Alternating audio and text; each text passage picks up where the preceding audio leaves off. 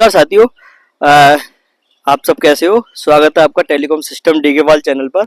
और ये हमारे वीरेंद्र भाई साहब हैं। तो हम आप जो लोग हमारे नए हैं, जो हमारे टेलीकॉम कंपनी में काम करना चाहते हैं, तो उनके लिए क्या मतलब डॉक्यूमेंट की जरूरत पड़ती है हमारे टेक्नीशियन के लिए, ठीक है, और क्या मतलब डॉक्यूमेंट होनी चाहिए, उस चीज़ के ऊपर चर्चा करेंगे। और इंटरव्यू में क्या क्या मतलब पूछा जाता है, और उस चीज़ के बारे में हम आपके लिए इस वीडियो में बताएंगे, ठीक है। तो ये साथी वीरेंद्र भाई साहब, आप कितने दिन से काम कर रहे हो यहाँ पे? मेरे को लगभग 1.5 साल हो गई यहाँ पे। अच्छा, इनके लिए भाई साहब के लिए 1.5 साल हो गई यहाँ पे काम करते करते। और ये कौन सी जगह है? ये IRI पूसा है, कृषि संस्थान है यहाँ दिल्ली कैंट का, और अच्छा करोल बाग के पास पड़ता है ये। अच्छा अच्छा अच्छा। अब तो ये पूसा में दिल्ली कैंट में अभी यहाँ पर है, ठीक है। कंपनी में काम कर रहे हैं 1.5 साल से। तो ये टेक्नीशियन के पद में है। आपका जब इंटरव्यू हुआ था तो आपके कौन कौन से मतलब डॉक्यूमेंट लगे थे इसमें? उसमें एक CV होता है, फिर 10th और 12th, और फिर प्लस ITI वगैरह डिप्लोमास वगैरह चाहिए रहते हैं। बाकी आपका इंटरव्यू बेस पे और एक्सपीरियंस बेस पे, जो भी आप इंटरव्यू जिस तरह से आप करते हो, परफॉर्मेंस देते हो, उस हिसाब से आपका सिलेक्शन हो जाता है और जॉब ऑफर लेटर रिलीज कर देते हैं। इसके बाद आपको हैंड ओवर मिल जाता है साइटों के बाद। इसके बाद जॉब स्टार्ट हो जाती है। बस यही रहता है प्रोसेस इसका। ठीक है। हाँ, ये जो हमारी आईटीआई लगती है इसमें, वो मतलब कौन से ट्रेड से होती है?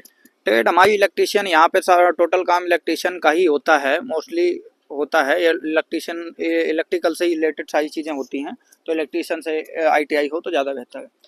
इलेक्ट्रीशियन से आईटीआई मांगते हैं इसमें हमारे मोबाइल टावर कंपनी में। और आपका जैसे मतलब फ्रेशर ही मतलब लग जाते हैं, या फिर मतलब आपके लिए एक्सपीरियंस जरूरी होता है इसमें? देखिए, वो डिपेंड करता है आपके मतलब काम करने के तरीके पे, कि आप किस तरह से काम करते हैं, किस तरह से आप चीज़ों को एक्सेप्ट करना चाहते हैं, काम को करना चाहते हैं। कोई बंदा है नया भी है, तो एक बार कुछ ना कुछ तो एक्सपीरियंस आपको दिखाना पड़ेगा। अदरवाइज टेलीकॉम इंडस्ट्री में विदाउट एक्सपीरियंस के कोई भी जगह नहीं है यहाँ पे। विदाउट काम का आप इलेक्ट्रिकल पे कैसे काम करने देंगे आपको, कैसे आप साइट चलाओगे, कैसे मैनेज करोगे आप उन चीज़ों को। तो इसलिए थोड़ा सा एक्सपीरियंस होना बहुत ज़रूरी है। और दूसरा, चीज़ों को एक बार में ही सीखना सबसे बड़ी बात है। अगर आप एक बार में चीज़ों को सीख जाते हैं तो बंदा आपको सपोर्ट भी करेगा, कोई भी होगा आपको सपोर्ट करेगा। ठीक है। इनका मतलब कहने का मतलब ये है कि हमारे मतलब मोबाइल टावर है उसमें मतलब टेक्नीशियन के लिए अगर जैसे कि मतलब बाई चांस मतलब आपके पास एक्सपीरियंस नहीं है, ठीक है, कोई अपनी कंपनी में मोबाइल टावर की कंपनी में काम नहीं कर रखा है और एक्सपीरियंस नहीं है, तो मतलब काम आपका कर सकते हो, काम उस कंपनी में नहीं कर सकते हो, ठीक है। तो इनका कहने का मतलब यही है कि आप मतलब यहाँ तक कि नहीं कर सकते हो, ठीक है, पहले तो आपका एक्सपीरियंस होना जरूरी है।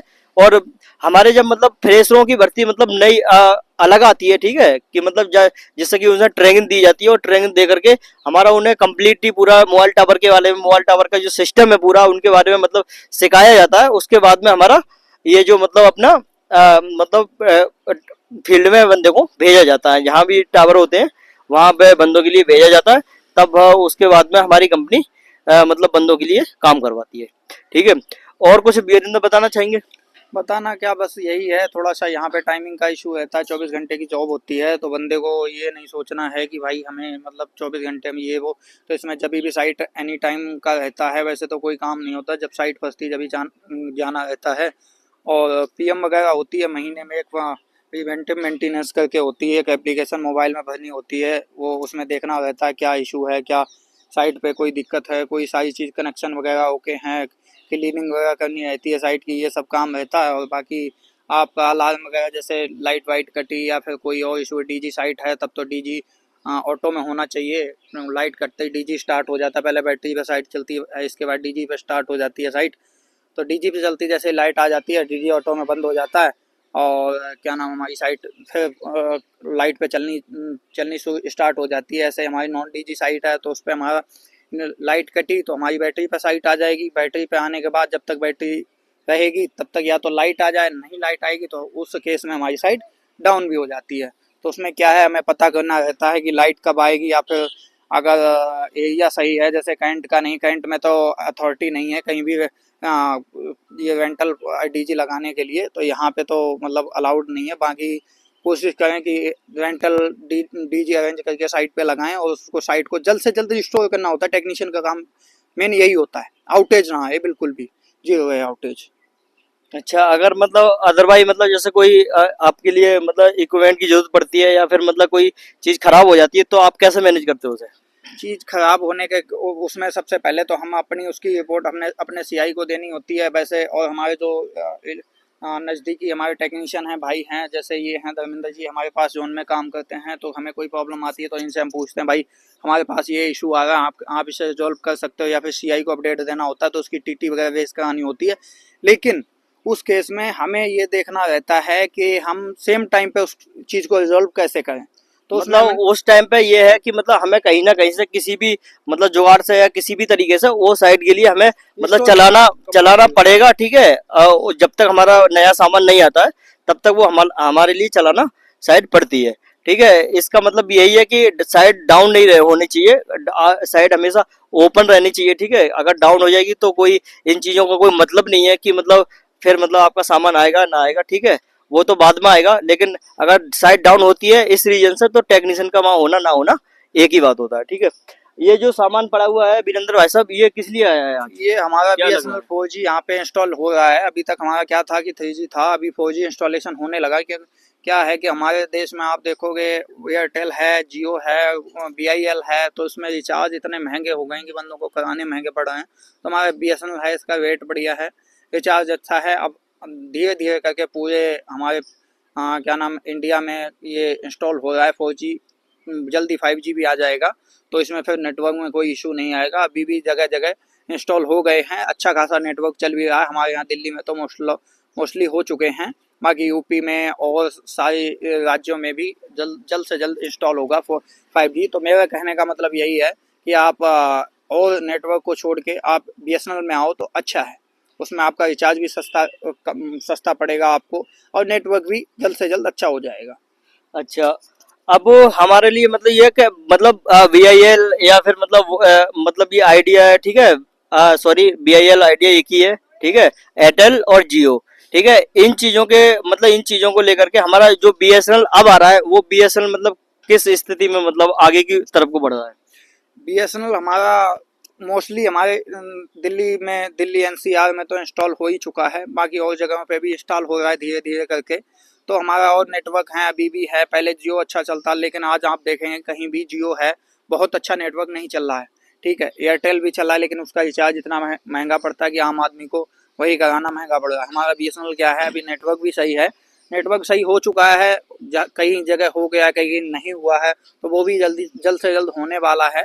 और बहुत सारी चीज़ें हैं जो BSNL की अच्छी हैं बाकी कंपनियों को देखकर, ये सरकारी कंपनी है तो अच्छा, इसमें इतना वो बड़ा इशू नहीं रहता। मतलब आपका कहने का मतलब ये है कि भाई मतलब अपनी पूरे भारत की मतलब जनता है जो भी मतलब BIL, ठीक है, और ये जो जियो है अपना एयरटेल है, ठीक है, इनको लेकर के मतलब महंगे मतलब इन्होंने महंगे रिचार्ज कर दिए, इनको लेकर के बहुत ज्यादा परेशान है। और उनको इंतजार है कि BSNL जल्दी से जल्दी हमारे हर एक मतलब हर जगह पर मतलब नेटवर्क उसके उपलब्ध रहे, तो हमारे BSNL के लिए मतलब जल्दी आएगी BSNL, ठीक है। और उनका सारी देश और मतलब अपनी सारी देश की जनता के लिए यही है, ठीक है। अच्छा वीरेंद्र भाई साहब, इनकी जो दिल्ली कैंट है इनका मतलब जो सैलरी रहती है, ठीक है, वो सैलरी मतलब अकाउंट में जो आती है इनकी वो सैलरी आती है 20 से 25 हजार रुपए मतलब पर मंथ आती है, ठीक है। और इनका ये है जो अपना TDS वगैरह, वो सॉरी TDS नहीं, जो अपना PF वगैरह होता है या ESI होती है, वो इनका अलग मतलब अलग से करता है, ठीक है। तो इस तरीके से मतलब, और एक हमारे लिए इसमें टेलीकॉम में काम करने के लिए देखो टेक्नीशियन के लिए एक बाइक की जरूरत पड़ती है, ठीक है। उसके साथ आपका ड्राइवर लाइसेंस भी होना अनिवार्य है, ठीक है। बिना ड्राइवर लाइसेंस और बिना बाइक के आप टेलीकॉम में काम नहीं कर सकते हो, ठीक है। बाकी तो ये हेल्थ सर्टिफिकेट है, ठीक है, वो अपना तो रहता ही रहता है। और जो भी मतलब इन्होंने बता दिया मतलब डॉक्यूमेंट की क्या मतलब जरूरत पड़ती है, वो आगे हमारी दोनों लोगों की बातचीत हो गई है। और इसको लेकर के साहब मतलब हम तो BSNL को लेकर के हम तो यही कहेंगे कि मतलब जल्दी से जल्दी हमारा BSNL आ रहा है, ठीक है। और BSNL का हमें बहुत बेसब्री से इंतजार है। और कुछ कहना चाहेंगे वीरेंद्र भाई साहब? और कहना क्या है, आप भी खुद समझदार हो चीज़ों को, आपको भी पता है मार्केट का क्या है, क्या क्या नहीं है, सारा सारा कुछ देख करके आपको मेरे हिसाब से तो BSNL लेना बढ़िया है। मैं तो यूज कर रहा हूँ और करूँगा भी, आप भी, मेरा मानना यही है, आप भी मुझे नहीं लगता कि आप भी और नेटवर्कों से बहुत ज़्यादा खुश होंगे। तो जल्द से जल्द कोशिश करिए बीएसएनएल में आने की। बीएसएनएल का नेटवर्क भी अच्छा हो गया, सारी चीज़ें अच्छी हैं बीएसएनएल की।